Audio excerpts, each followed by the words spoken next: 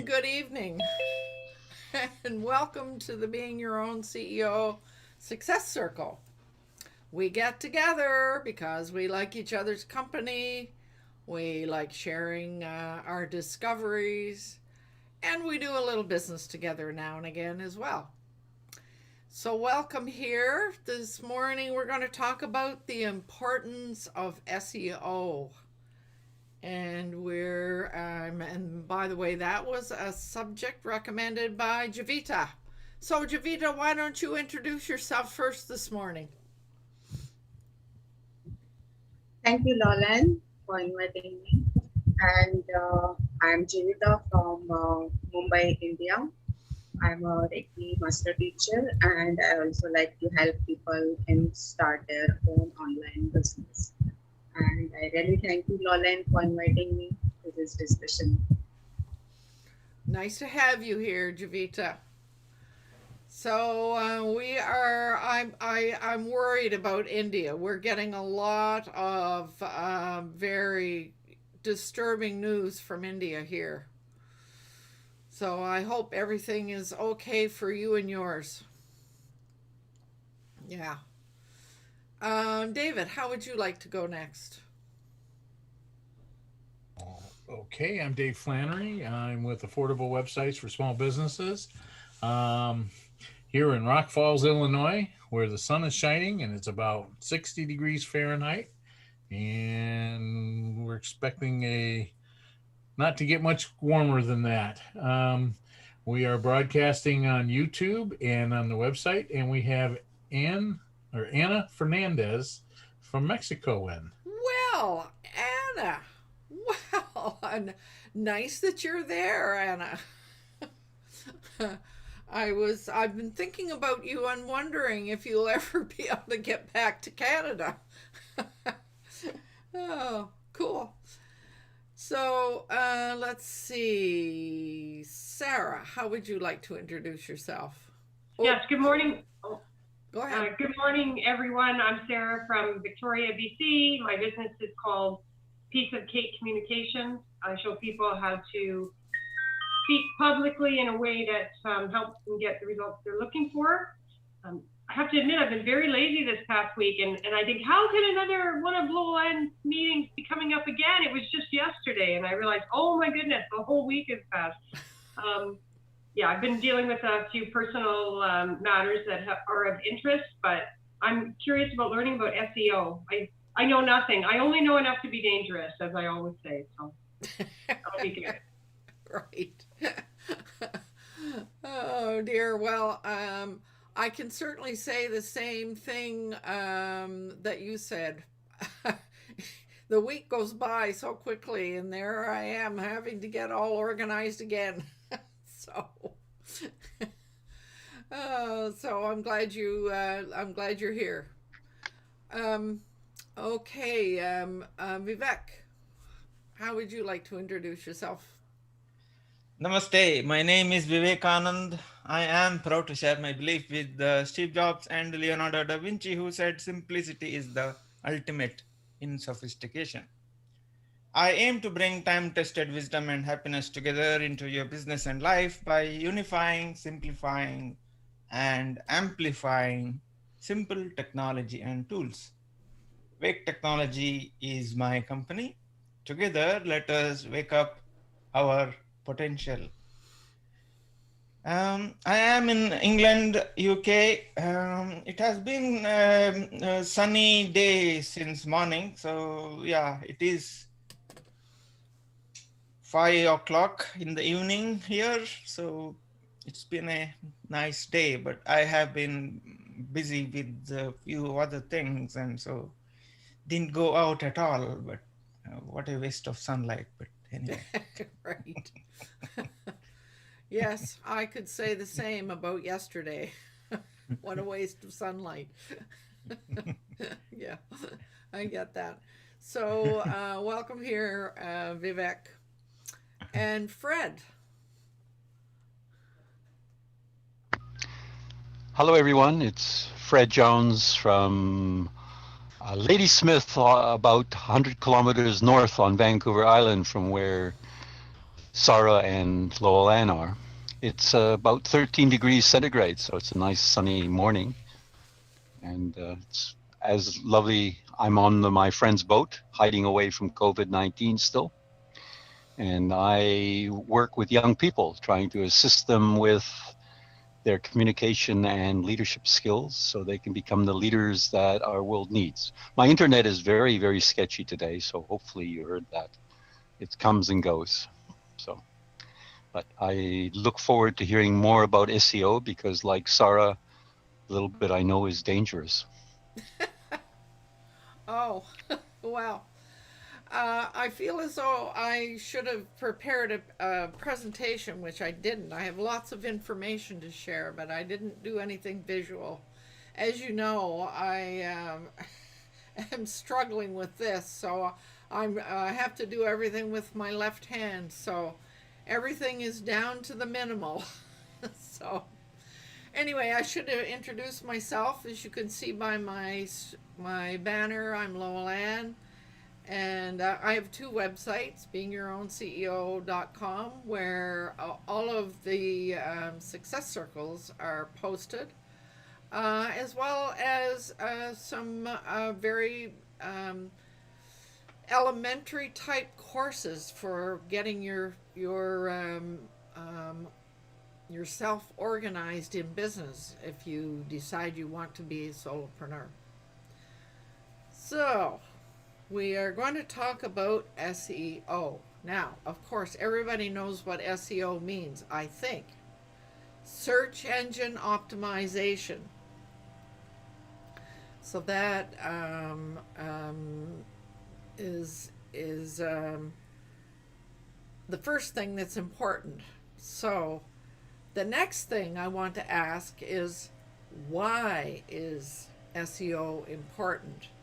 And I'm sorry, I'm going to have to get up and leave again. The leaf blowers are out front.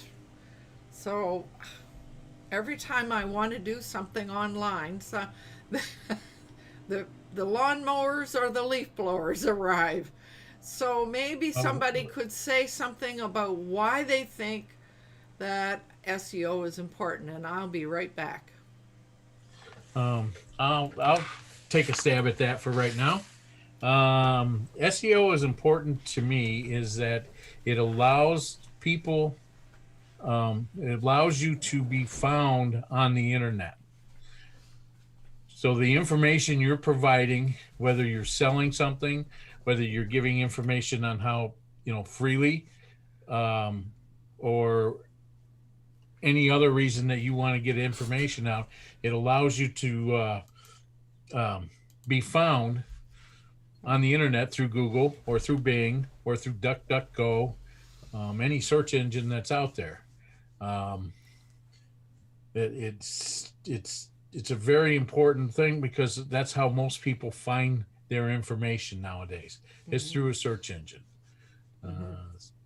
So it's important to understand what you're doing and why you're doing it so that you get found. Yes, absolutely. It's about getting found, and it's not about whether you're in business or not. If you have a website, you have a reason for having a website. If nobody gets to see it, what's the point of having a website? So you want to be found. So that's the first thing to understand. And the second thing to understand is that all of these search engines, they have algorithms that help them find the website. So it becomes important to do some things on your website so that the algorithms find you. And that's how you end up listed on page 1, hopefully, or whatever page on the in the searches. So does anybody disagree with that? If you have a website, you want to be found? Go ahead. There are websites that don't want to be found on the open internet. They're there for family reasons so that the family can, post and do things, but they may not be, for other people. I know Fred has a YouTube channel, and it's mainly for his family. He's not interested in getting out there and getting 100,000 visitors uh, on there. If it comes, it comes. If it doesn't, it doesn't. But his his YouTube is not. He's not out there trying to make it, where he's got a million hits on his videos. He's just doing it for his grandkids so they know what he's doing. So in that case, SEO might not be important to him, but probably 95% of the time SEO is important, even if you're not selling something. You want to be found. You're writing a blog and you're just giving out information. You want to be found. You want that information to get in the hands of the people that are interested in it. Well, I know that Fred talks about his grandchildren, but I do always watch his notes from a nomad. Always. So. I get to watch probably about 50% of them. Yeah. Right on. I don't catch every one, but I'm catching more and more. Right. I think they're fun. So. I do too. Yeah. So, greetings, Jay. We are just discussing why is SEO important. And we agree, I think we all agreed, that is so that we'll be found, so that our websites will be found. I'm seeing that you don't disagree. I concur. I concur. Right. So, one of the things that seemed important to me to talk about initially, and Jay, you probably can speak about this even more than I can. I did a bit of research to find out about this new Google algorithm. Now, an algorithm is an automatic thing that goes out onto the net and looks for certain things, and those Google algorithms or Bing or whatever, I mean, those are what if they find the right circumstances, then you get listed. So what I was able to find was that the new Google algorithm is going to be a lot more about page experience. And we did talk about that a bit last time, about what our blog layout should look like. So we have already sort of covered that to some degree, but some of these things that I read about seem to link up with the fact that so many people are using their mobile in order to do a lot of searching and so forth. So a major piece now is, I mean, it always has been important, but according to the research I did, is that mobile friendly is going to be even more important, so that things look good when people are searching from their phones or tablets. And the other piece was that load speed is going to be extremely important. And one of the things that my information said, you have to pay attention to the images on your website to make sure, images or text blocks, that the maximum load speed should be 2.5 seconds. Boy, that's fast. Then another item talked about visual stability, removing anything that is preventing a pleasant experience. And we don't want anything that annoys people. Now, we talked about that last time, about pop-ups and things of that nature. The website must be search engine safe SSL, and I must admit I'm still running into a lot of websites that do not have the HTTPS. So the safe browsing is going to be really even more important, it seems. So the fact that we need to look at our website in terms of the load speed and how enjoyable it is to participate. So those are the main things. I don't know, Jay, did you stumble on anything that I haven't mentioned? In terms of the algorithmic update, I think pretty much, yeah, it comes down to user experience. Now, how do they, a lot of that stuff is subjective. Like, how do you determine what a good experience is, And that's really based off of what they read from analytics, from their, from sites that have analytics, or at least sites that go, like, because when I go and search something and then I click on a web result, there's a little tracking cookie that kind of follows along with me along that journey. So if I go search, I see a listing in Google, I click on that website, I only stay there for 10 seconds and then I press the back button. And if like hundreds of people do that over the course of a month, then Google would perceive that it is a negative user experience, at least for that keyword associated to that website. So then they're going to kind of look at it and go, okay, maybe we need to not have this website ranked in Google for that particular keyword. So then they move it down. And then but then if that happens continually with a variety of keywords for that website, for a variety of different pages, then they go, okay, that seems to be a negative user experience for that entire website. And then they can kind of lower that entire website down in the listings for, all of the keywords that are, creating this negative user experience. So that's how they perceive what a negative user experience is. It's all just based off of data. It's not someone sitting there and going, my opinion is, sitting there in Google, like they're art critics or something. So keep in mind that's what that means. Now, the reason why they do these updates every once in a while, I mean, they're always doing updates, but every year or so they do fairly large updates, and it's really the way that I look at it, it's a cat and mouse game where there's a set of rules or guidelines to abide by to get your stuff ranked in Google.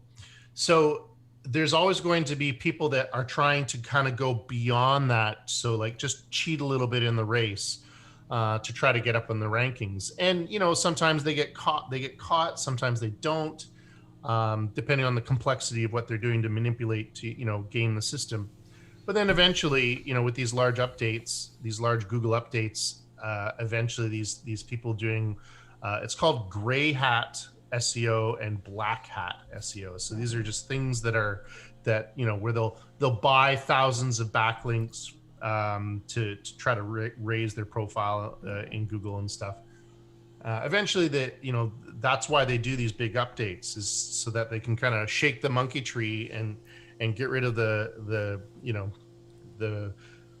search results that are manipulating the system. I was going to say, get rid of the manipulators. Yeah. So a lot of people find that that when they see their sites going down in rankings or up in rankings, they're like, oh, well, why me? Why am I being affected by it? And in most cases, it's not your site, like assuming you've done everything right, or doing everything right. It's not your site being penalized per se.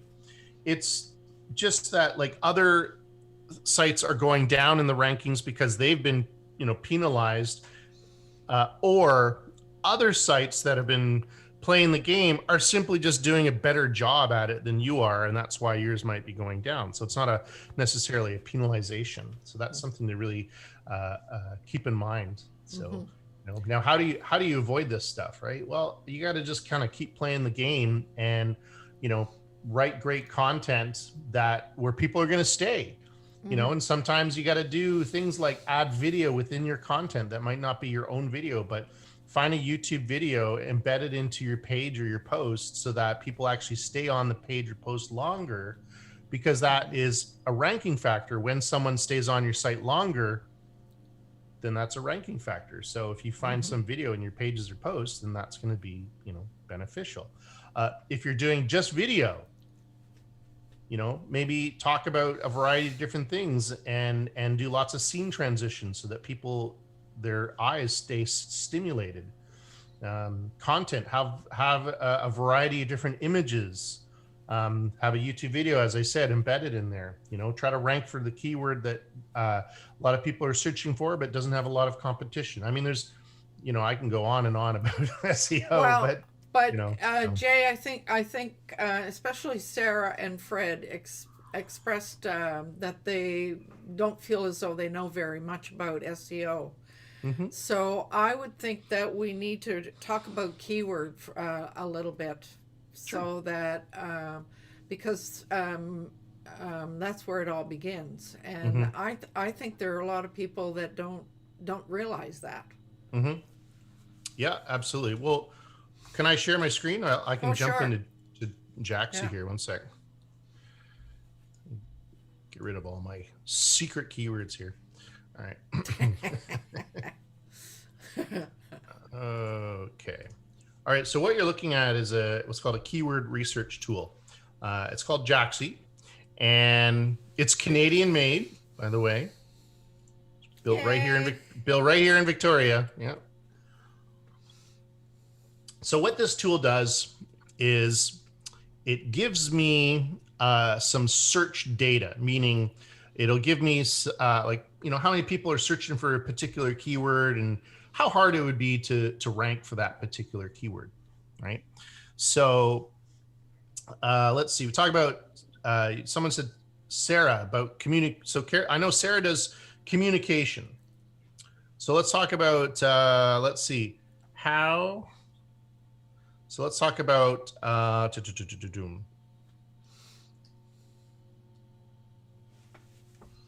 speaking effectively. So let's see how many times people search that term.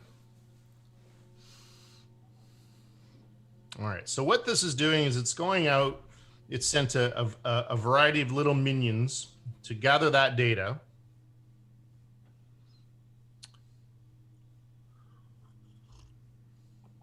And what it's doing right now is it's collecting data so that it can give us some results. Okay, cool. So the keyword speaking effectively is searched approximately 80 times every month, about 80 times every month. This number represents, I'll zoom in a bit. Yes, thank you. This number represents how many websites exist in Google for that exact term. So 159, it's called QSR. It stands for quoted search result. And then this one is called the KQI, which stands for keyword quality indicator. And it's like a traffic light system. Green means great. Amber means it's okay. Red means it's a difficult keyword. So we could see here that because it says normal and it's amber, it's not really a keyword. It's a little bit of a harder keyword to try to rank for. Now, the great thing about Jaaxy is that it gave me 29 other keywords based off of the original keyword that I searched. So if I look here and it says how to speak effectively, so that tells me that it has 128 searches every month, which is great. It has a QSR of 142, and it's telling me the KQI is great. But wait, that's not all.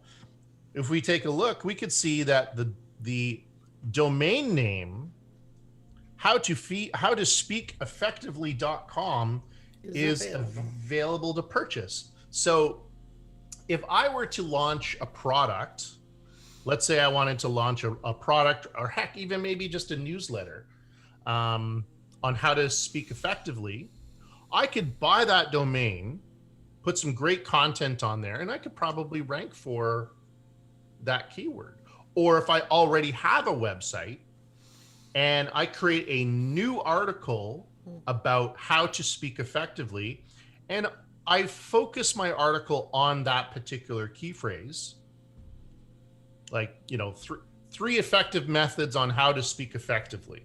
And I talk about 3 ways to how to speak effectively. And I put that keyword in my as the title. I put my keyword in the first paragraph of that article, and I, you know, maybe put a video in there on how to speak effectively. Have an internal link, meaning a link from one page to another page within your site, and then maybe a link to Wikipedia on public speaking, and you know, maybe get some people to comment on it, and, you know, a variety of different things like that. Then I could, you know, possibly rank for that particular term. I thought I saw Sarah waving. Were you waving that you wanted to ask a question? So don't buy that domain. I'm good. I didn't have a question, but I guess though the question that I do have is where it says there were like 128 searches for that. From, like, is that like within the continent of North America? Is that worldwide, or what's Great the question on that? It's basically it's more or less North America. It is considered global, but because we're Googling in the English language, I usually think of it as you know, North America. All right. Yeah. And then as I scroll down, you know, principles of effective speaking, speaking techniques. So I could see lots of effective public speaking. So that's actually pretty good. So, and if you notice that I have the ability to click on these. So if I were to click on it, it redoes the search basically from the keyword that I clicked on. So I can get other keyword ideas. Now, with this particular keyword or tool, I can have several tabs running at once. So let's take a look at public speaking. Woo, look at that. Publicspeakingtips.org. There's a domain. Sarah, I'll give you 24 hours, otherwise I'm going to buy it. Wow, look at the score. Amazing. But yeah, and there's only 212 competitors. Wow. Wow, that's a good one. Right on. Yeah, so public speaking tips. Here's a relatively good one here. Public speaking tips. Yeah. Tips to public speaking. There you go. So there are several places where you can do this kind of keyword search, is there not? Yeah. Yeah. Oh, absolutely. Yeah. Absolutely.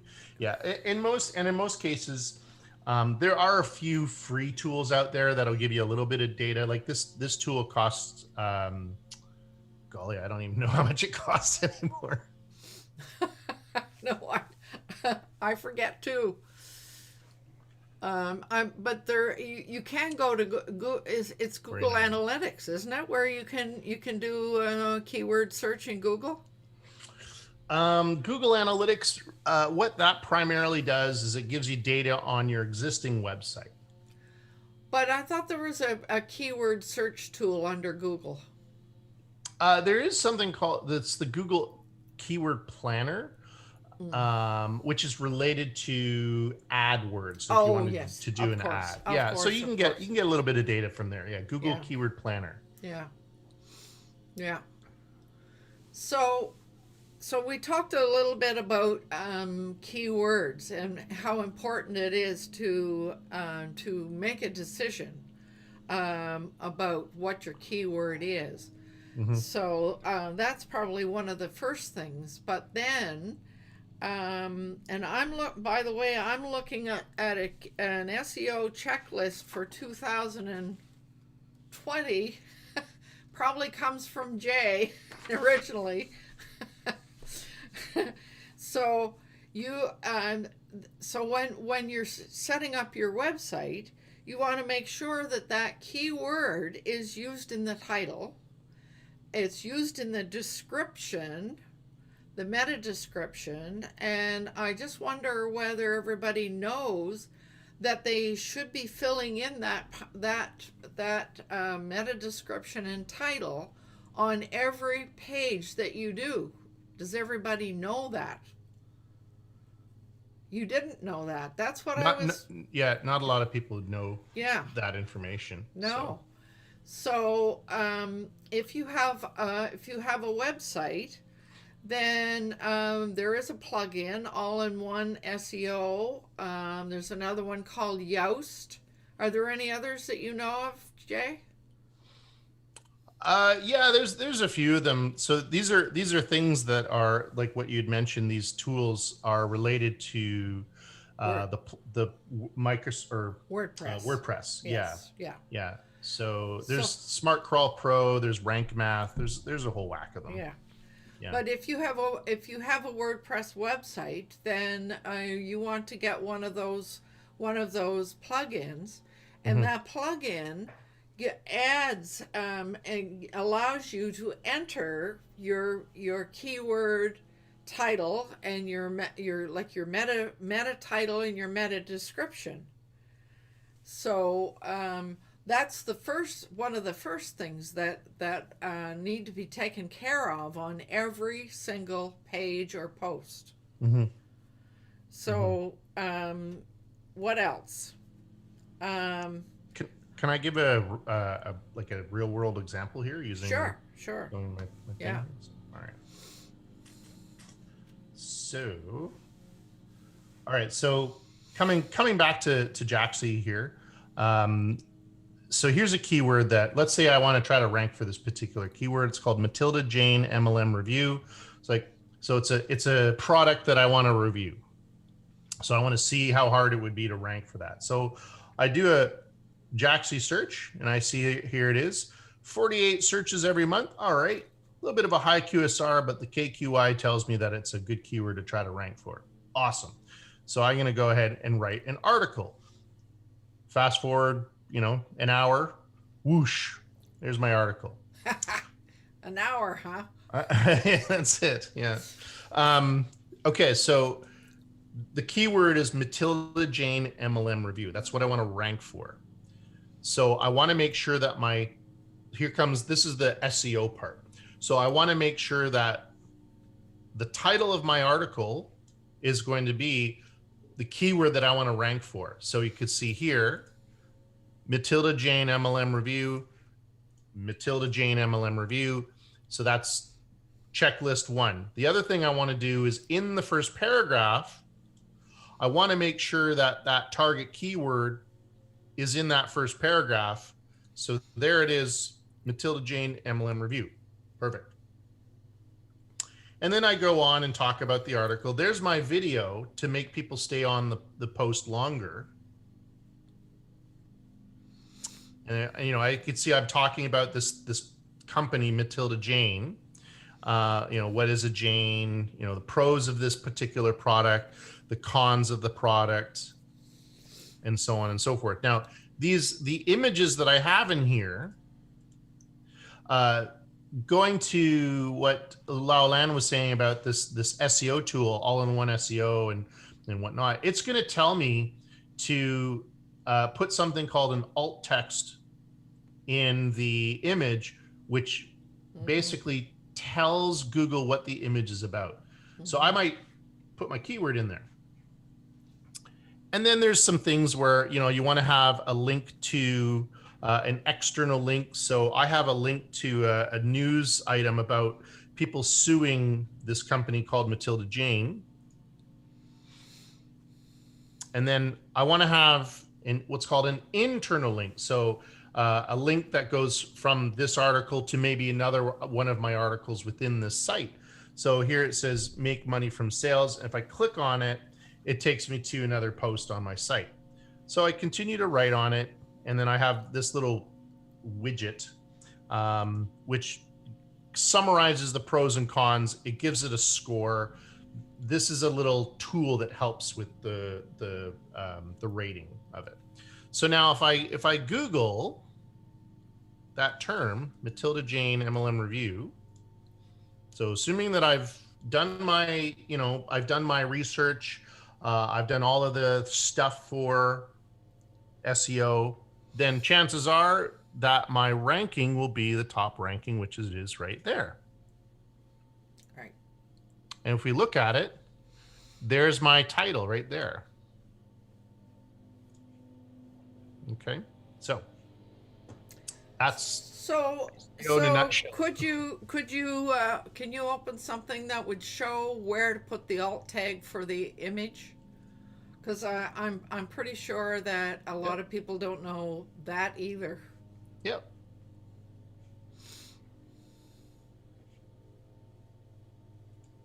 David.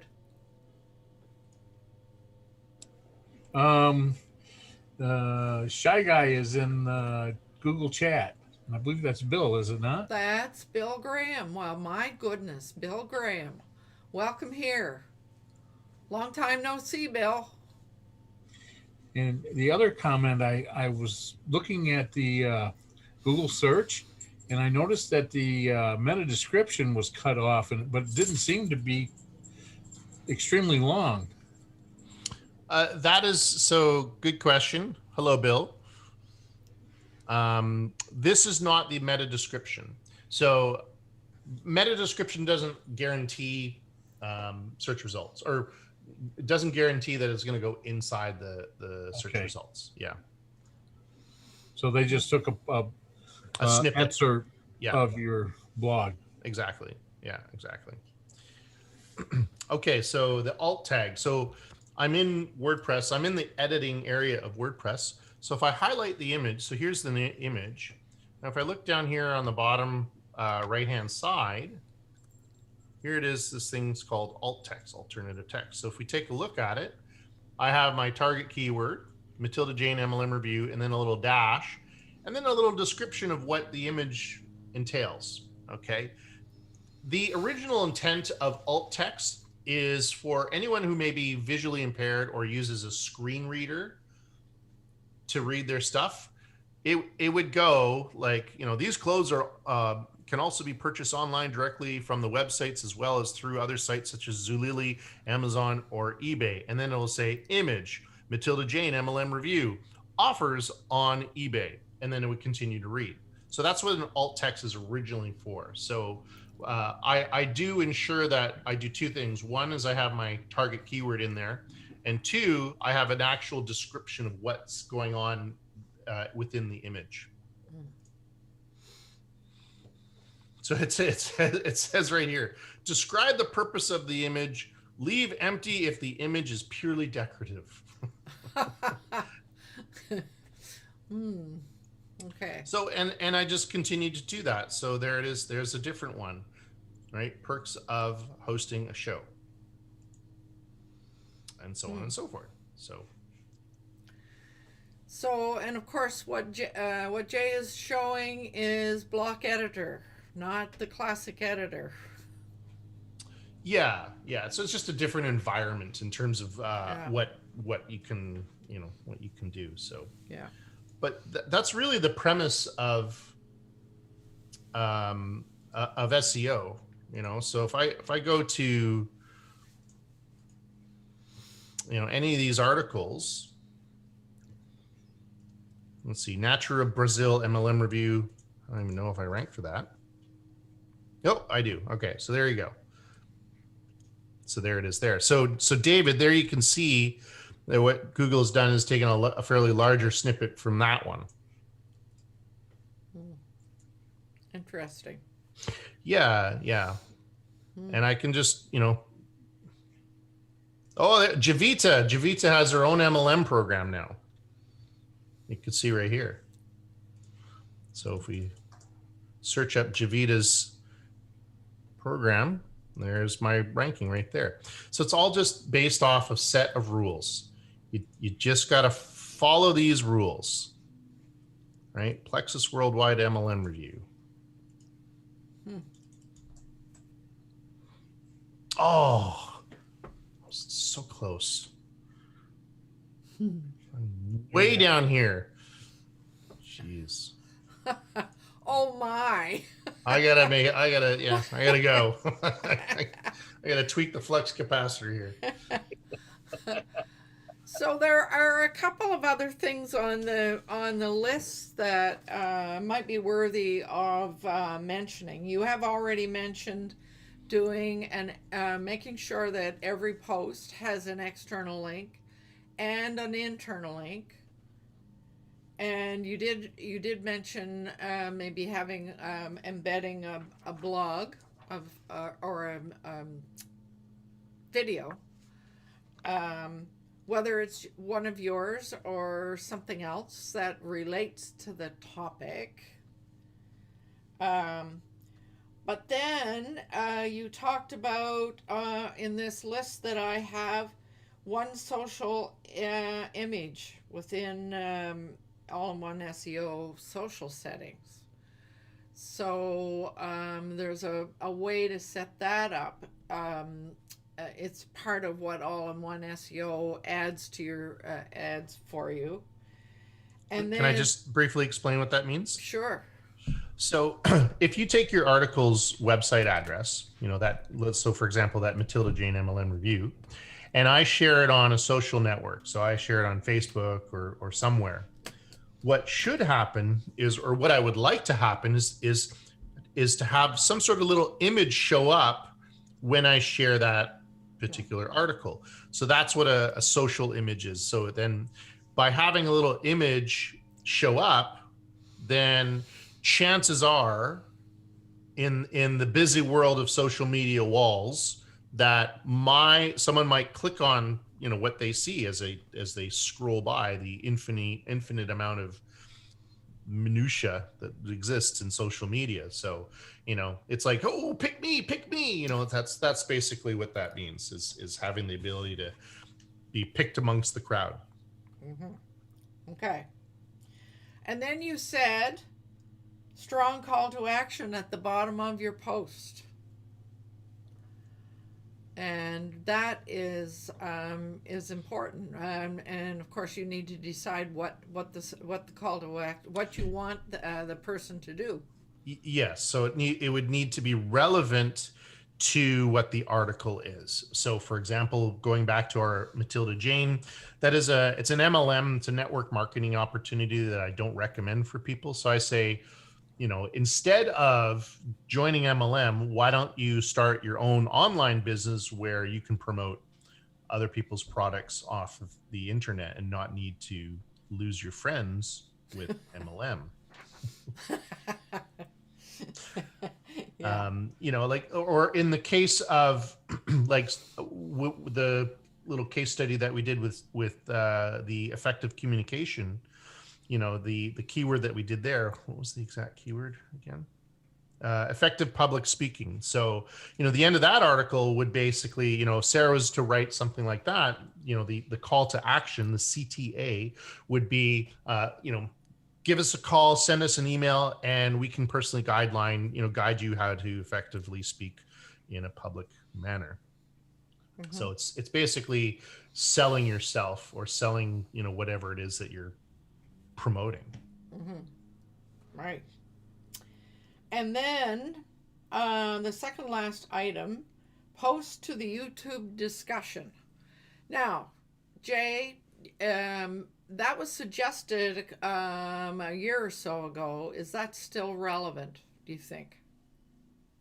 Absolutely. If it exists, then why not?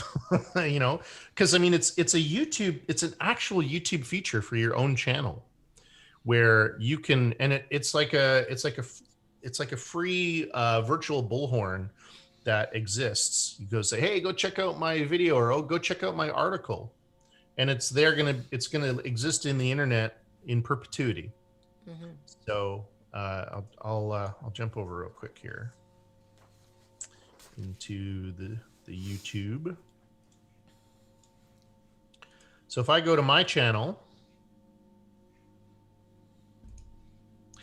and so mine says community, not discussion. So when you have 1,000 subscribers, this changes to community. And community, you can post more fun things. And you have the ability to, you know, change things around and stuff. So if I go like this, if I go, let's go back to the Matilda Jane.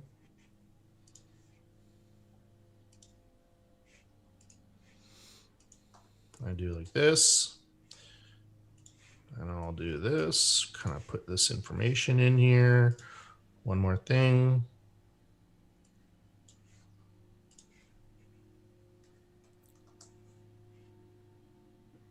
Post. And there we go. So the theory behind all of this, YouTube is owned by Google. The more things that you can do, put things where Google itself is going to find it, the more apt you are to be ranked. Mm-hmm. So that would include your YouTube. That would include your Google My Business. Mm-hmm. And that would also include something that you mentioned just recently, this new thing called Keen. Mm-hmm. And I think we did talk about Keen sometime in the past. So, but those are all areas where that are owned by Google. So the more places that you put things, that's going to give you a higher ranking. Yep. Yep. I mean, it's important. I think it's important to take advantage of the tools that they are providing you. Now, I mean, Google's renowned for taking things away. I mean, you can tell by the calluses on the bottom of my feet where they're pulling the rug from me all the time. But might as well take advantage of what they offer while it's there. Right. Yes. You know, and they want you to use their tools. Yeah. You're referring to our old friend Google Plus. Yes. We're all still mourning its disappearance. Yeah, I think Keen is available. Great Is it still available on Workspace or Google Suites? Google Plus? G Suite? No, I don't think so. No, I don't think so. I mean, I haven't seen it. I mean, it's only, if it is, it would be only for internal use, but I don't think it is. But wouldn't it still be it's a Google product? Backlinking to it wouldn't it help? No, because it's all internal, so meaning it would not exist publicly. It would not be shown publicly. Okay. Right. So the last thing that was on the list here was post the URL to Google Search Console and or Bing. Aha. So now. Yes. So here, hold on. Okay. So let's pretend I made a little change, so let's say I just wrote this. We'll just pretend that's. So I'm going to copy the URL, and I want Google to know about this new URL. I want that, like, hey, Google, go check out this blog post. It's awesome. So I'm going to use a tool that Google provides me for free inside this area called Google Search Console. Google Search Console is it's like the virtual bat phone to Google. So where I can pick up that bat phone and say, Google, I have a new article for you to read. Okay, thanks. So the Google bat phone is called URL inspection right here. So if I click on this little thing called URL inspection, I paste my article there, I hit enter. So now what I've done is I've asked Google to go out and read and look at my article. So then it says URL is in Google, but has issues. So then I'm going to go, we're going to pretend that it says, hey, this URL is not in Google yet. So then I would click on this thing that says request indexing. So I go ahead and request indexing. But before I do want to take a look at this. Upload description. All right, got it. I request indexing. And then it's going to do that for about 60 seconds. And it's basically going out and telling Google to please go read the new article and stick it in your fancy pants Google database. Now, the great thing about this Google's, the great thing about this Google Search Console is that it has the ability to let me know. All right, so there we go. Indexing requested. Perfect. So it has the ability to let me know. So if I go, let's go 28 days. So it has the ability to let me know what keywords I'm actually ranking for. So if I go, so this is going to show me data from the last 30 days. So if I take a look, here's some keywords right here on the left-hand side. Here's how many times that the keyword's been clicked to my website. And this is how many times, zoom out a bit here. There you go. So first column is how many times that my website's been clicked for that keyword in Google.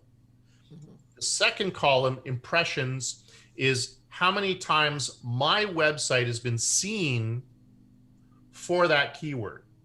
I also see it as how many times people searched for that keyword.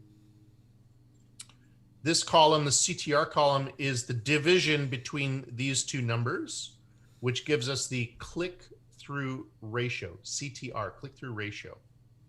So amongst the 509 people that Googled, what's the term, Viper Cache Review, 62 of those people clicked on my search result, which is a 12.2 conversion ratio. Position is the average position that my website is listed in Google for that keyword.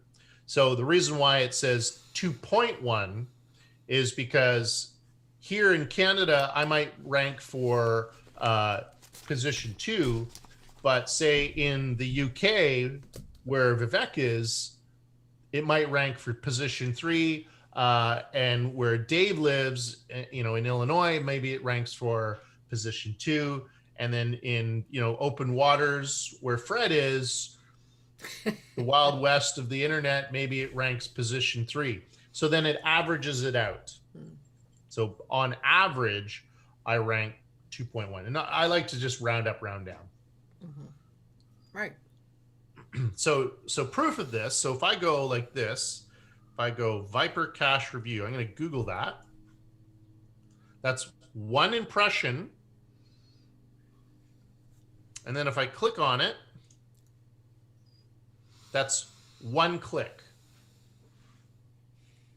So if we go back to here, so that would then be, it doesn't update it in real time, but that would be, now it's 510 and 63, and that would be a 12.5 conversion ratio off the top of my head.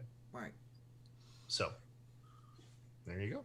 So it tells me all sorts of things about this, Now, if I wanted to kind of go and say, well, what about one particular article? What about, I want to see how many keywords that one article is. So if I wanted to go, let's see how many keywords this Matilda Jane MLM review ranks for, other than Matilda Jane MLM review. So I can go into my search console and I can create what's called a filter. I hit this little new thing. I hit page. And it says, I want to create a filter. I'm going to put my website address there like that. Okay, now I'm going to go back to the queries part. All right, so my one article ranks for 104 different keywords to that one article. So if I take a look at some of the keywords, Matilda Jane MLM, Matilda Jane clothing reviews, Matilda Jane clothing MLM. So you can see there's a variety of different terms related to that particular article. Jane reviews, is Matilda Jane an MLM, pyramid scheme, and so on and so forth. So a lot of these keywords are based off of the words that I use in my article. So, you know, when it talks about trunks or pyramid scheme or clothing, yeah, here, Matilda Jane trunk keeper startup cost. Well, the reason why I rank for that particular keyword is because I talk about this thing called a trunk, which is a part of their program. And I talk about the startup cost and what it costs to do this. So you could see I'm in position 7. So, you know, if I were to Google this term, there I am right there. Yeah. So, so this Google Search Console, you know, once you start having some traffic to your website and some rankings, it tells you all sorts of wonderful information about what you rank for, what position you rank for, how many times people have actually clicked on this. So this is, in my opinion, imperative data to grow your brand, grow your site, grow your business, because you might be able to find things like, because you think about one thing where you think you're ranking for one thing, but then when you create these little filters and mess around with this, it opens up a whole new world of opportunity, you know, in terms of additional keywords. Mm-hmm. So, and then I just take that filter away.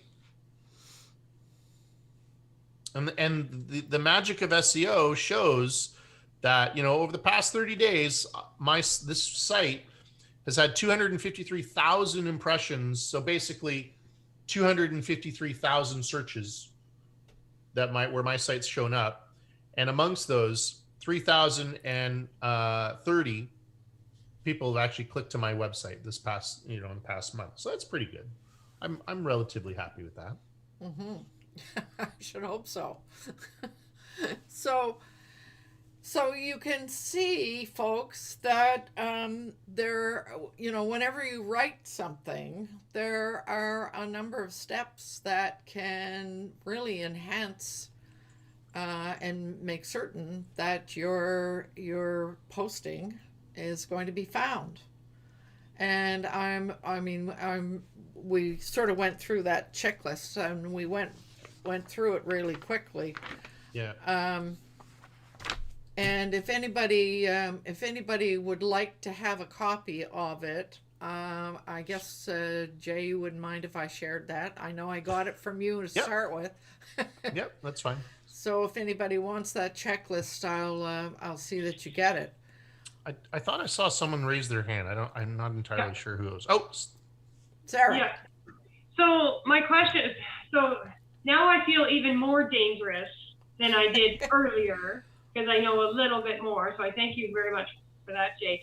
So it seems to me that, you know, it's fantastically interesting information. And I remember managing a website, oh boy, about 20 years ago, and finding out how you could figure out what people were searching, and like it was like, wow, this is so much. It's so much information, and my worry would be that because Google does these, I think you called it a big update every once in a while of how their little robots or whatever those bots you talked about, because that's never or ever changing. How is a person ever confident that if I created a website today for my white cups, let's say, and I followed all the rules and did everything as of today, what the criteria is to get found, that tomorrow Google's not going to come along and say, oh, sorry, we don't do it that way anymore. So sad, too bad. great question. So in the last 10 years of these procedures that, you know, that I'm following, you know, with the title and the, you know, all these kind of things, they've only eliminated, sunsetted one thing in the last 10 years. So, you know, and it's just, it would be, if they were to change anything in there, it would be such a big procedure that it doesn't make any sense. But so what they're doing with these big updates is they are prioritizing some things over others, but the list still is going to always be the same. So now they're saying, hey, maybe you might want to work on making sure that your site is more mobile friendly. So what that entails is just make sure you have a website theme that adapts to the environment that it's being used to look at with. Mm-hmm. But there will always be a keyword in the title. There will always be, because I mean, it's the language, the English language is going to be used, you know, all the time to rank for stuff. So, you know, if I want to rank for a particular term, I want to make sure that I have that term in my website. You know, that's the premise. So I get it. I totally understand. And I think, you know, if anyone were to start a brand new website today, the one thing that I would recommend that one masters is keyword research and understanding the human component behind keyword research. Because, you know, looking at that term, effective public speaking, where was that one? That was pretty good.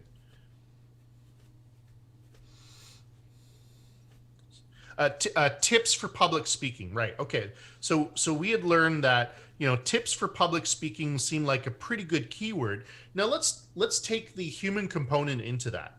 So a person who's Googling tips for public speaking, they might want some tips because they're about to go on stage in a day or something, or they have a wedding to, you know, MC or something like that. They are not in a buying mode. So it's not a commercial intent keyword.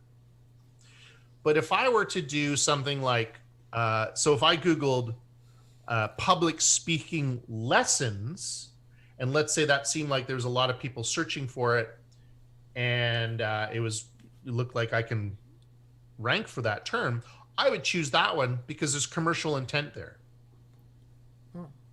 Because a webs or a term that's very passive, like, oh, just, you know, give me some tips on how to, you know, speak better. Here's 7 tips. Great. Awesome. Thank you very much. Goodbye. Now, but if I go public speaking lessons online or public speaking online lessons, I want to buy something. I want to take a lesson. So whether it be a free lesson or a paid lesson, if it's a free lesson, then I'm willing to give my email. But if it's a paid lesson, I'm willing to give my money. So there needs to be this natural balance of non-commercial intent keywords and commercial intent keywords. So the important thing about creating a website is to make sure that you have this balance of learning-based keywords and buying-based keywords. And that's why I do these reviews, like MLM, like Matilda Jane MLM review.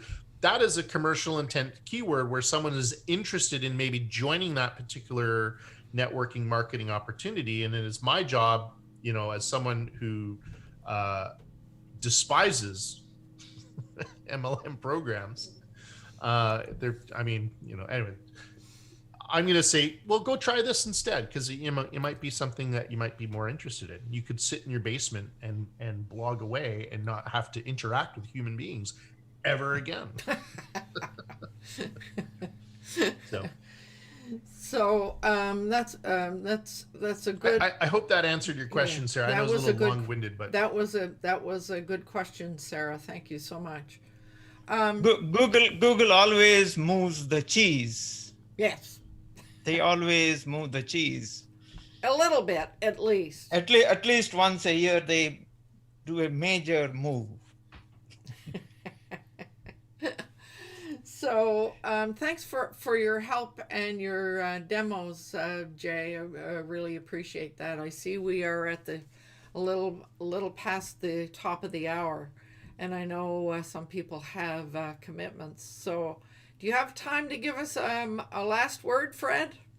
I can give if you want. I just created 2 or 3 slides with the summary. Oh, cool. So let me share the screen. 30-second summary. Google is updating its algorithm to include page experience.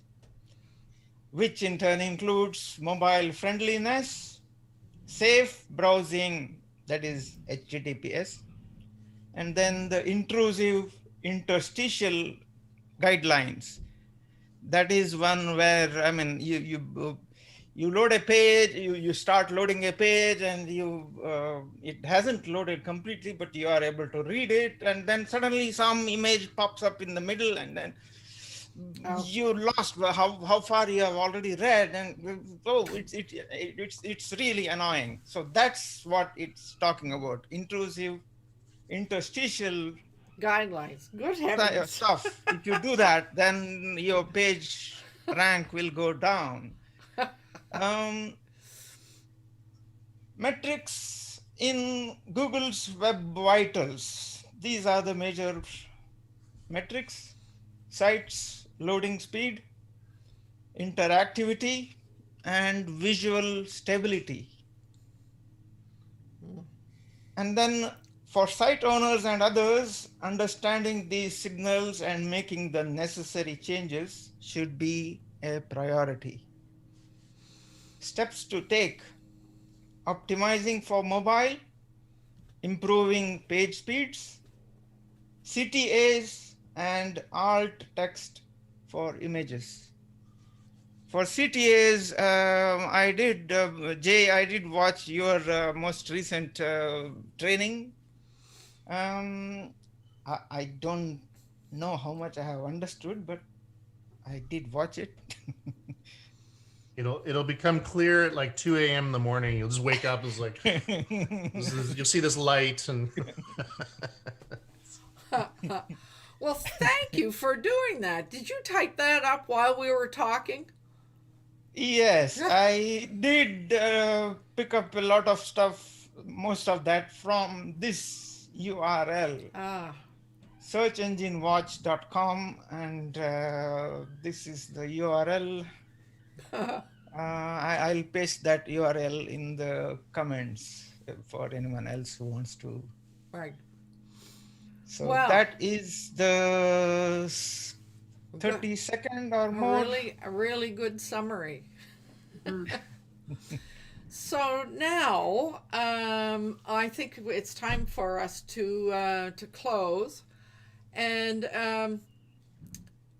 I have to admit that we haven't decided on what next month will be. So stay tuned.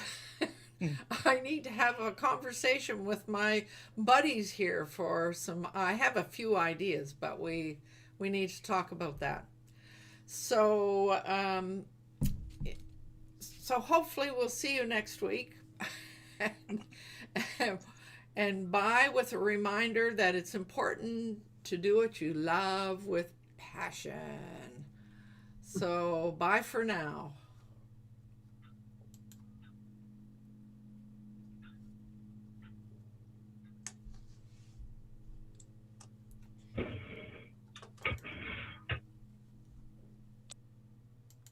I'm just ending this thing.